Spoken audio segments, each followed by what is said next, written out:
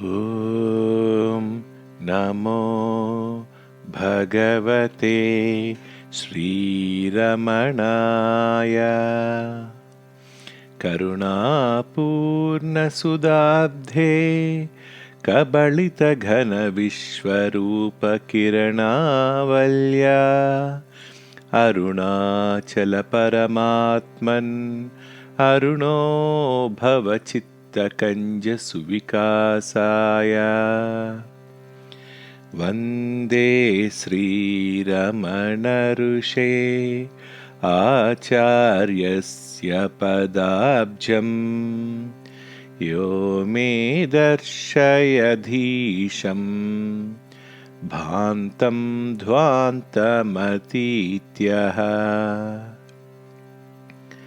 Akhanda Satchidanande Parabrahmanya Laukike Vilasantam Gurum Nomim Sarvada Hridyaham Bhaje.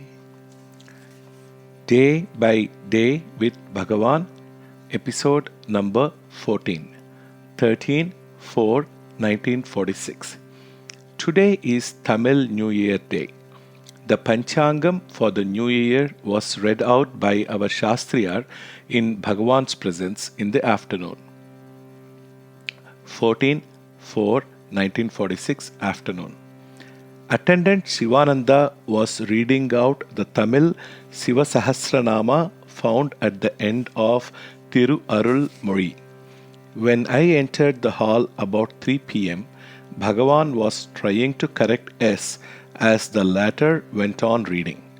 So I ran up to my room and brought my copy of the same book and gave it to Bhagavan so that it would be easier for him to follow S and correct him. Bhagavan said, "No, it is impossible to correct him. He makes so many mistakes." Thereupon I offered to help S, and the reading went on for some time. In the course of this reading, I found out how much it goes against Bhagavan's grain if poems are not read out according to chair prosodic feet and in the proper way in which each kind of verse is to be read, or if mistakes are made. After some time, S himself thought he would stop reading and did so. Nagamma returned the Telugu journal Bharati, and Bhagavan asked me if I had read Chinta Dikshitulu's Asal Neevevaru. In reality, who are you? Which appeared in that journal. I said yes. Bhagavan suggested that an English translation of it might be useful. I was under the impression that Mauni had already translated it into English, for I remembered that Balaram in the hall translated Asal as in reality, and that later Mauni translated it as in the first instance, and I preferred the latter. So I ran up to Mauni and asked if he had not made an English translation. He said he had only translated the title of the article. So I told Bhagavan I would myself translate it. Meanwhile, we requested Vishwanath to translate it into Tamil with the help of Subbarao. 15/4/46 morning. About 8 a.m., Nagamma came into the hall and prostrated herself before Bhagavan after having gone round the hall a few times. Bhagavan said, "Ah, you too have started going round. Have you learnt it from Ravanamma? She used to go round and round till I spoke to her about it the other day. If one goes round like that, everybody who comes here thinks apparently the proper thing here is to go round and starts going round. Thus all people go round. After all, the proper pradakshina is going round the self, or more accurately, to realize that we are the self and that within us all the countless spheres revolve, going round and round, as described in the following stanza of Ribhugita, 3rd chapter, 39th verse. An English translation of this stanza is as follows: reflecting I am the all blissful self is worship as with words and flowers. True circumambulation is the thought in me the million universes roll. He who knows all beings bow to him and he to none. He bows before the Mahalinga self. Some go on doing a number of namaskarams. Example, that Janaki, she goes on striking her head down countless times along with namaskarams. She goes round a number of times. At each window, she falls down and does a number of namaskarams. However much I tell her, she won't leave off such practices. Somebody here interjected. It seems she is known to Bhagavan since her childhood. Bhagavan said, yes, yes, and continued, there are others who come and fall before me while I am moving. They lie prostrate for some minutes. I cannot stand for them on account of my physical infirmity. So I walk on, telling myself, only if we do namaskarams we will be benefited. After all, true namaskaram is only the giving up the I sense or killing the ego. I said, Bhagavan himself advises to go round the hill, for instance. I know Bhagavan is also not against going round the image in a temple. There are people here who have the faith that going round Bhagavan is as good as going round the temple image or the hill. How can we object to that? Bhagavan said, I don't say such things should not be done, but the best going round is going round yourself, or the bhava expressed in the verse quoted. The other pradakshinams are not condemned. The jnani, though he knows that meditation on the self is the best worship, will join in all the other kinds of worship for the good of others and as an example to them. In fact, he may observe all the other ways even more correctly and steadfastly than those who follow only those paths and know nothing of jnana. This is referred to in the following verse, also occurring in Ribhugita. The gist is, if the Guru refers to Dvaita when teaching Advaita to the disciple, it is not to be regarded as his real teaching any more than one should regard as real the grief of one who weeps because he is paid to do so. When Bhagavan quoted the first verse above extracted, I went and brought the book for his reference. He took it in his hand and opened it. The book opened exactly where the passage is found. Such a thing has happened many other times too. In the afternoon, I was reading a recent issue of Prabuddha Bharata. There I found that one disciple asked Shivananda, a direct disciple of Sri Ramakrishna Paramahamsa. It is said, Paramahamsa once said, those who have come here will have no more births. Did you hear him say so? What does it mean? Will only those who came to him and saw in the flesh and worshipped him be saved, or even those who have only heard about him and worshipped him?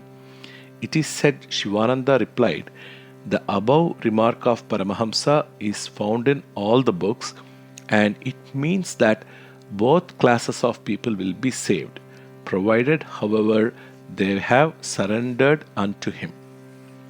I pointed out, all that Paramahamsa said was, those who have come here will have salvation. Why do these people make this addition, provided they surrender unto him? If a man makes complete surrender to God, self, or Guru, he is of course saved. That is well known. To a man who is able to make complete surrender, satsang is superfluous. Bhagavan said, when Paramahamsa said people who come here, the words really imply people who have come and surrendered themselves here.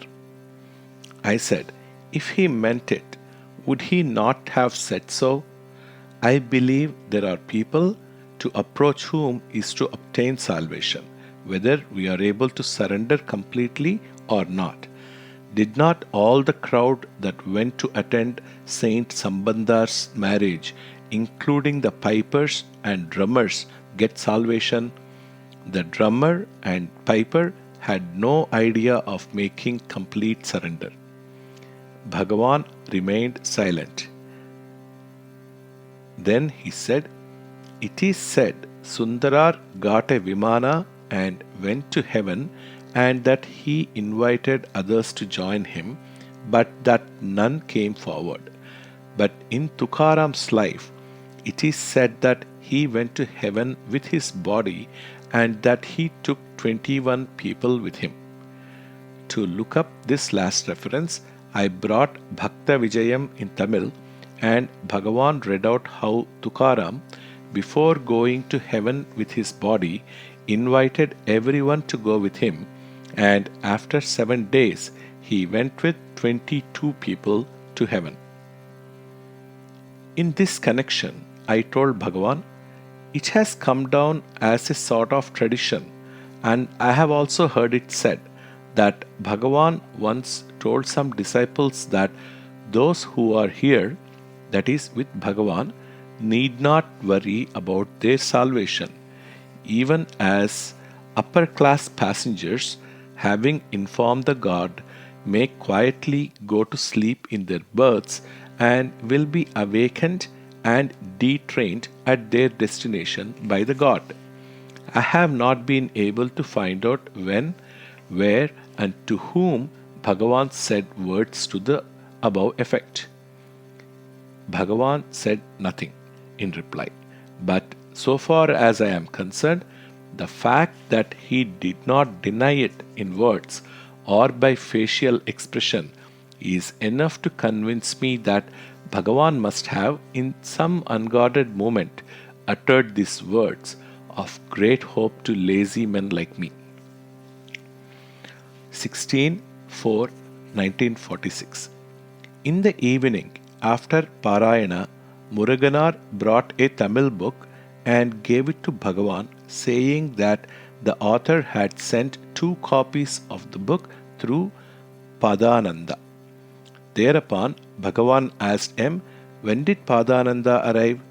And he replied, last night.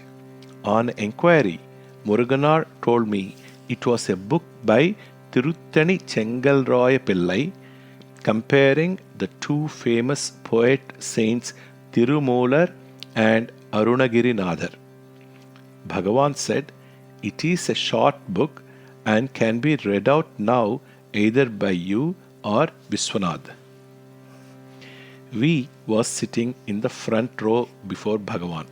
I looked at all the rows behind, standing near the first row, and told Bhagavan, we is not here.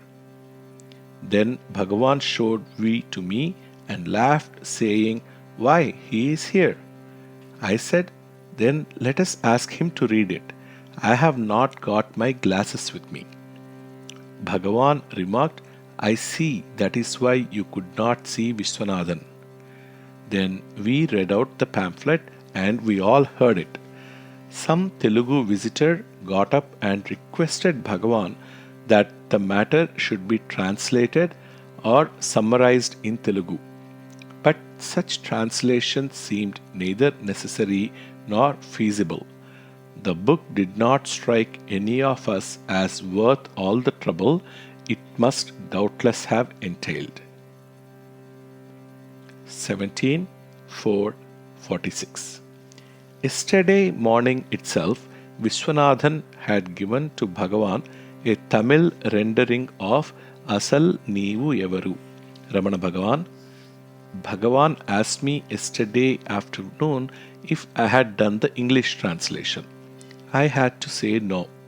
So I sat down last night and revised the English translation, which one Mr. Sita Ramarao had done for us and left with me.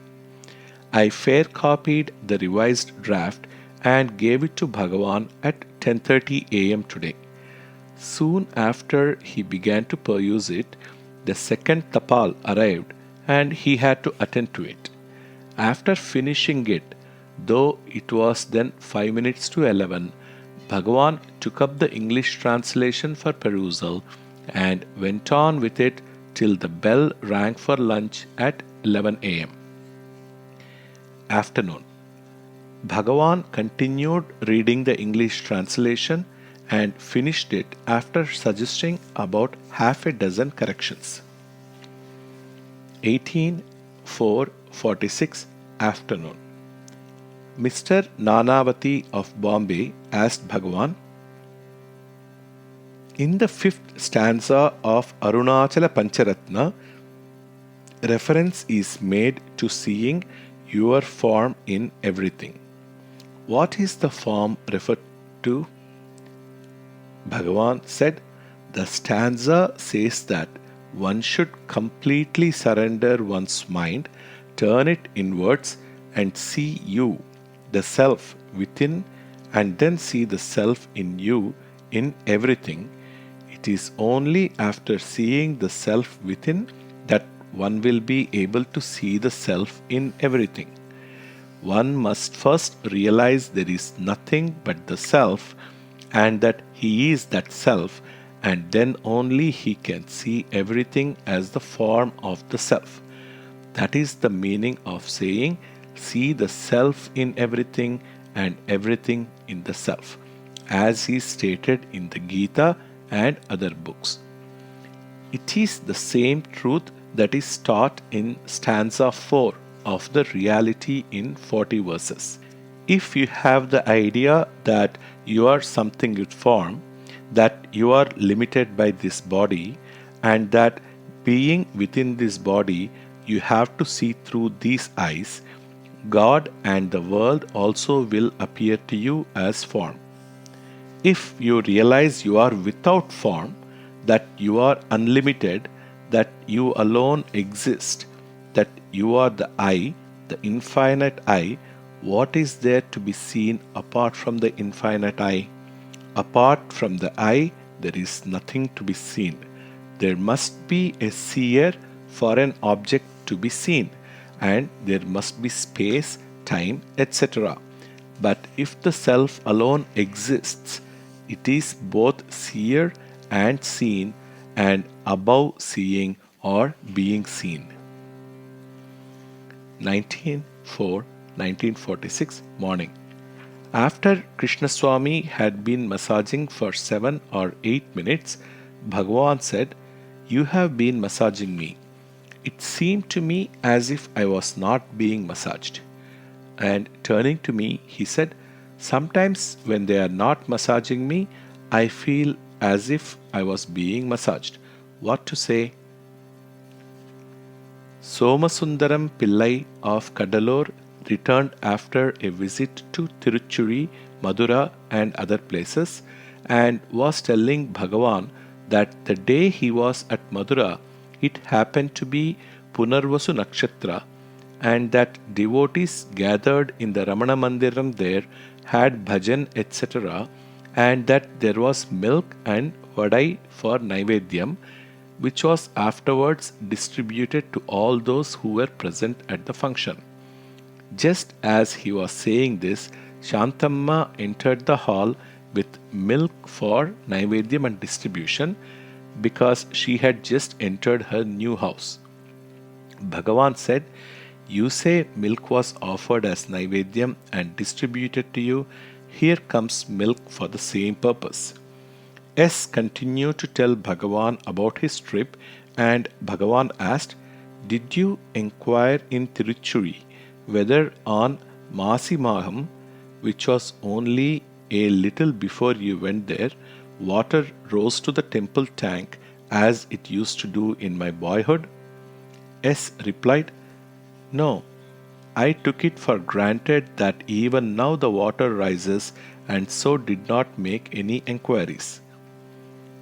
Then Bhagavan said that the water of the temple tank is reputed to cure many skin diseases and added, that is certain. We have seen as boys that when we bathed in the tank, our silver bangles all turned black and we had to rub them well with mud before going back home, lest our parents should blame us for bathing in the tank. The water contains sulfur. 24 1946 afternoon. A Muslim visitor put some questions and got the following answers.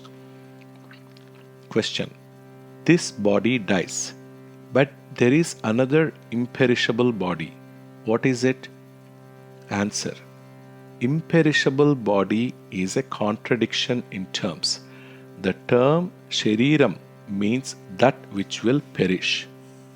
Of course, there is something imperishable, something which exists even after the body dies. Question: it is said the Lord's light resides in the eye. Answer: the eye does not see. That which gives light to it is the reality, whether we call it Lord's light or anything else.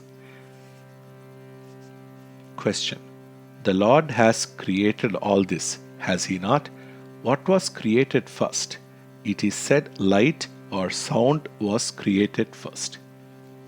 Answer: all these things which you say have been created have to be seen by you before you say they exist.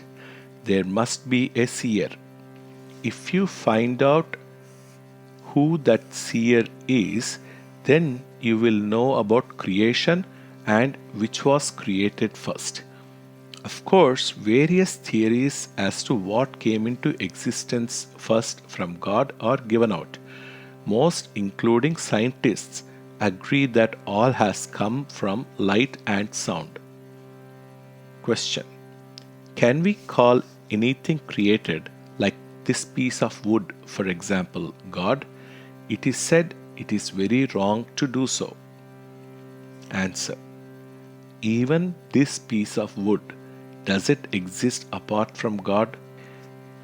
Can we confine God to any time or place, since He is everywhere and in everything? We should not see anything as apart from God. That is all. 22:46 afternoon. Nagamma told Bhagavan the two latest poems in Telugu by Naganarya, Skandashrama Sandarshanam and Guhagnani, had not yet been read out in the hall, and that Attai, that is Bhagavan's sister, and others wanted to hear them and took permission from Bhagavan and read out the same.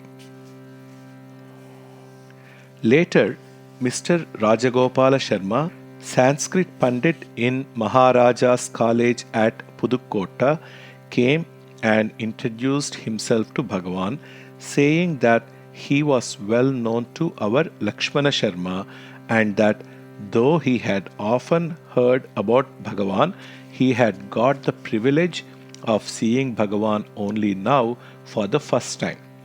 Then he read out 3 slokas composed by him in praise of Bhagavan and also explained the same to us in Tamil. In these slokas, the Pandit compares Bhagavan to the moon but finds him superior in some respect. Here is a gist of the slokas. Like the moon, you bring coolness and pleasantness to all. If there is a difference between you and the moon, it is in your favor. The moon brings sorrow to separated lovers. But you give pleasure to all without exception by your kind grace. The moon has its dark fortnight, but you are ever shining. The moon is eagerly awaited by the chakora bird which feeds on the nectar flowing from the moon. So are all the bhaktas gathered here, eagerly awaiting and being benefited by the nectar of your presence and speech. The flower Kuvalaya blossoms on the moon rising. The hearts of the entire Kuvalaya, the world, or the hearts of all men blossom on seeing you. Moonlight disperses the gloom of the night which hides the objects in the world. Thy light dispels the darkness of Ajnana which hides the reality from us. The moon is worn by Shiva on the crown of his head. All creation or Brahma bears you on his head. The moon was born in the Milky Ocean. You are born in the ocean of Vedanta. 24/4/1946 afternoon.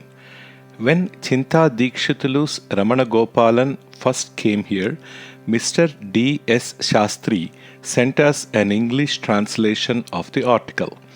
It was read out before Bhagavan, and we thought at the time a few corrections were needed. Mauni took the translation for the above correction, but it seems to have lain long with him without being attended to.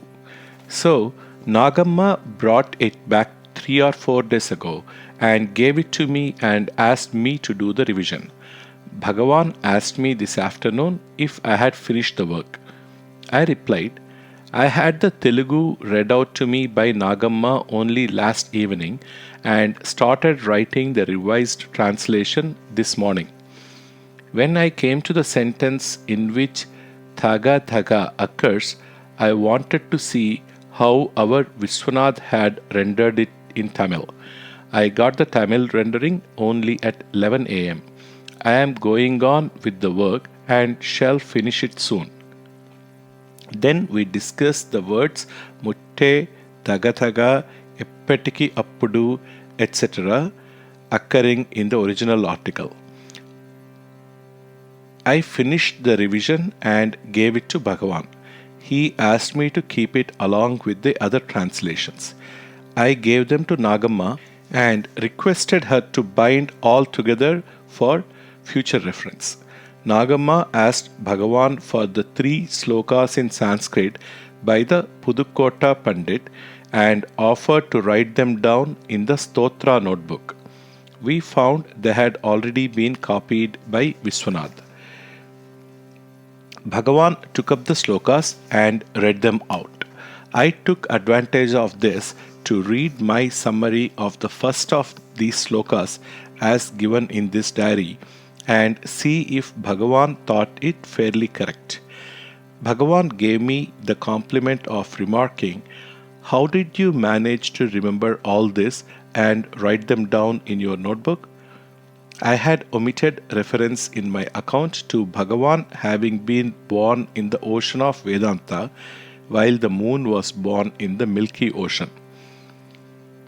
During this reading, I added this also. While I was at Nagamma's place on the 23rd evening to get the Telugu Ramana Gopalan read out to me, she said in the course of conversation, You are filling up book after book, but I have written only little. This was with reference to accounts of significant utterances by Bhagavan about which she has been writing letters regularly to her brother at Madras and keeping copies herself. I told Bhagavan now, Nagamma says I am writing all sorts of rubbish and filling up book after book, and that she will record only important events or statements. This I said somewhat in jest. Poor Nagamma came out. Can you utter lies like these even in Bhagavan's presence? I replied laughing, They are not exactly lies. Evening. Throughout the day, the Sarvadhikari has been inviting all bhaktas to have a look at a clay model of Bhagavan, which the Madras sculptor engaged to make Bhagavan's statue has prepared here. After Parayana, Mr. Narayanaswamy Iyer, retired drawing master, came to Bhagavan and expressed his opinion that the model was not satisfactory. He wanted Bhagavan's opinion. Bhagavan only said, "Don't ask me. How can one know one's own face? How can I judge this clay model?" Poor N. Iyer was disappointed. Bhagavan added after a while, "Each person has a different opinion. Rangaswamy says the nose is too big, and the sculptor actually measures it and shows it is correct. But R says the nose looks too big. What are we to do? Supposing someone produces the most exact possible resemblance, I wonder whether even then, if all those who look at the result will give the same unanimous verdict." Mr. N. Iyer again came when we were all starting with Bhagavan for the night meal and pleaded that he must give his opinion to please his bhaktas. He said he would produce 2 big mirrors and that Bhagavan could first study his own face standing between the 2 mirrors and then judge the clay model and give his frank opinion. Bhagavan stoutly refused to do any such thing.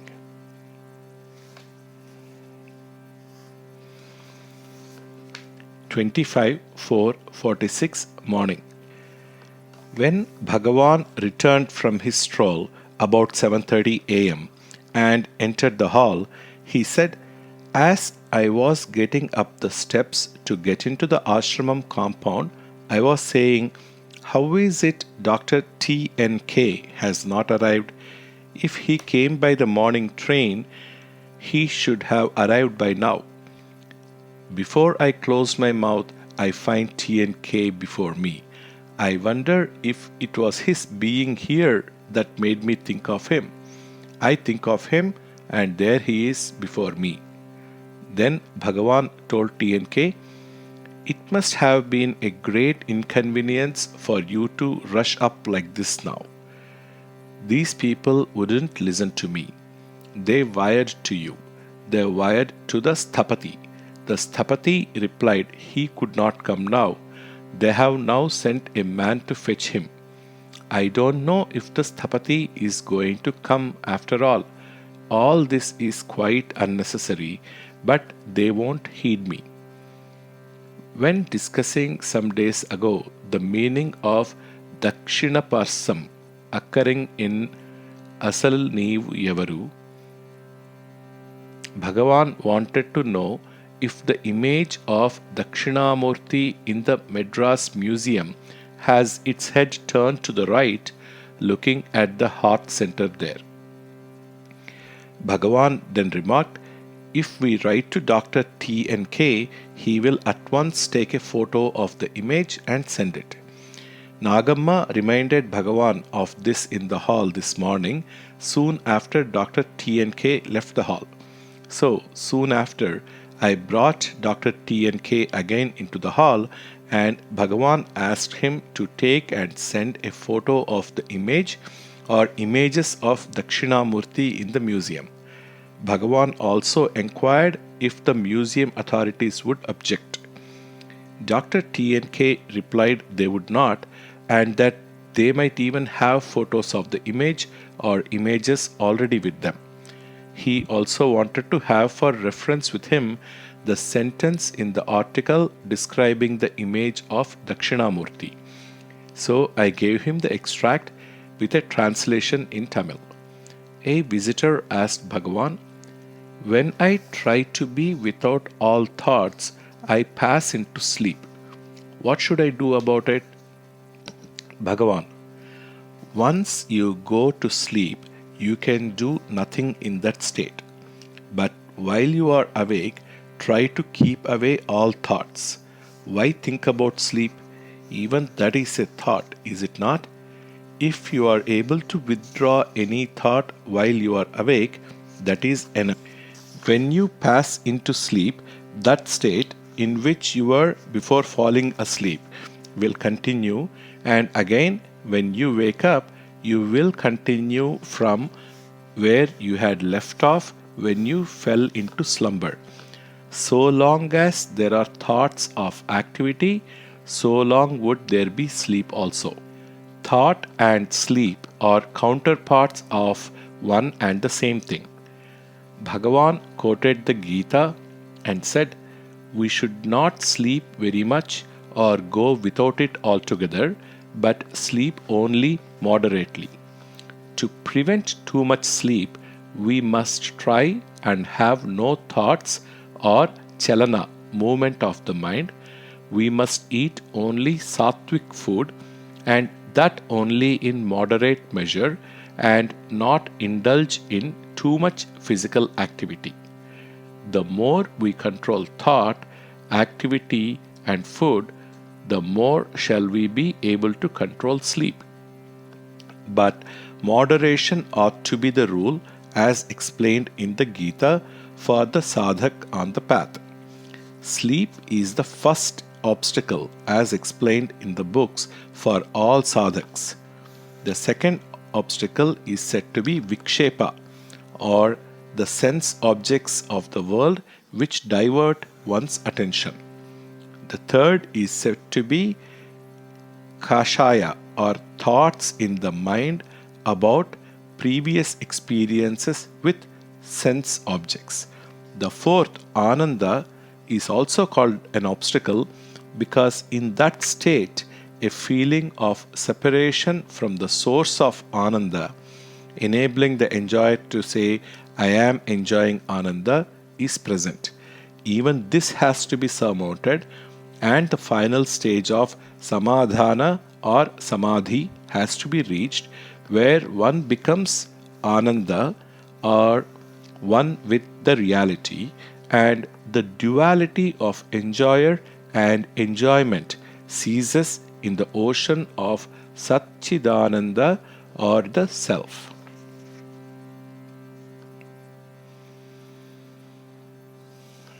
26/4/46 morning. Bhagavan asked me if I had seen Colombo Ramachandran's letter received by the ashramam yesterday. I said no. Thereupon he told me, "Or has written enclosing Gunaratna's letter. He says that this is the first time any saint's life is written in the Sinhalese language. It seems if they try to bring out the book in time for the Jubilee occasion here, it may have to be greatly abridged. I don't know what they are going to do. The Ashtakam, which R wrote when here, has also been given for publication, and he will be getting the printed copies in a day or two." I told Bhagavan, yes, even when here R already sent it to the press while he had written only 5 of the poems.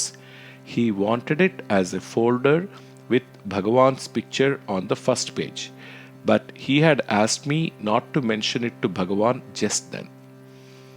Meanwhile, Mr. Somasundaram Pillai said that in R's letter it is stated that the Ramakrishna Mission, after coming to know of what we have done about the Tiruchuri house, are taking steps to secure the house where the Paramahamsa was born and make it a place of pilgrimage and worship. Then Bhagavan said, the Bhattar at Tiruchuri might have been expecting Ramachandra at Tiruchuri on his way back from here to Colombo. Does he know of our having gone back? Somasundaram Pillai: I told him all about R and how I had to escort him as far as Dhanushkodi. Bhagavan: It seems the Bhattar has been invited to Vadapuri to attend some special function there in celebration of Saint Manikya Vachagar. Then we began talking of Vadavur, which Bhagavan said was only about 20 miles from Madhura, and also of Perundurai. There is much controversy among research scholars whether Perundurai of Tiruvashakam is the place called Avudayar Koyil, where there is a temple, and a tradition that Saint Manikyavachakar built it or whether it is someplace farther west. Bhagavan said, all sorts of theories are put forward with ingenious and far-fetched arguments both for and against. Later, the Mauni wanted for reference the poems composed and left here by Dilip Kumar Roy of Aurobindo Ashram when he was here last, and also the poem by Mr. Chadwick in which he had addressed Bhagavan, You Will Not Let Me Go. I searched in the files and could get only D.K. Roy's. Then I got from Mr. Chadwick a copy of his poems, which we found had been composed in 1941. I gave both Roy's and Chadwick's poems to Mauni. Evening. After Parayana, when the monkeys were getting their usual parting gifts of fruit of the day, Bhagavan recounted his old experiences with monkeys at Skandashramam and how his favorite Nondippayan, the lame one, hurt him twice. After the monkeys were supplied, there was one plantain left, and Bhagavan said, Give it to these children, pointing to 4 of them who were there, and added, These are tailless monkeys. 27/4/46 morning. The priest of a temple at Dwaraka, returning from Aurobindo's ashram, visited Bhagavan and asked him in Sanskrit, I wish to get Sakshatkara of Sri Krishna. What should I do to get it? This question was put while Bhagavan was reading a rather long letter from Lieutenant Shroff, which his wife had brought. The letter closed with the sentiment, Do what you will to me. Send me health or sickness, riches or poverty. Bhagavan said with reference to the priest's question, I did not want to disturb his faith, but wanted to tell him, just leave it to Sri Krishna, even this Sakshatkara of Sri Krishna. And this letter of Shroff contains the same thing. After saying this, Bhagavan added, What is your idea of Sri Krishna and what do you mean by Sakshatkara? On this, the priest replied, I mean the Sri Krishna who lived in Vrindavan, and I want to see him as the gopis saw him. Bhagavan replied, You see, you think he is a human being or one with a human form, the son of so and so, etc., whereas he himself has said, I am in the heart of all beings. I am the beginning, the middle, and the end of all forms of life. He must be within you as within all. He is your Atman or the Atman of your Atman.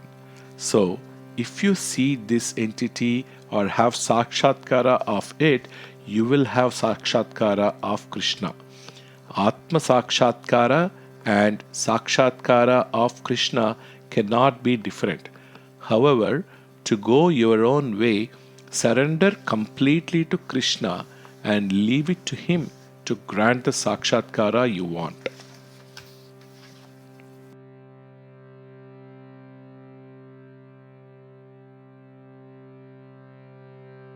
Om Namo Bhagavate Sri Ramanaya. Sarvam Sri Ramanarpanamastu. Om Shanti Shanti Shanti.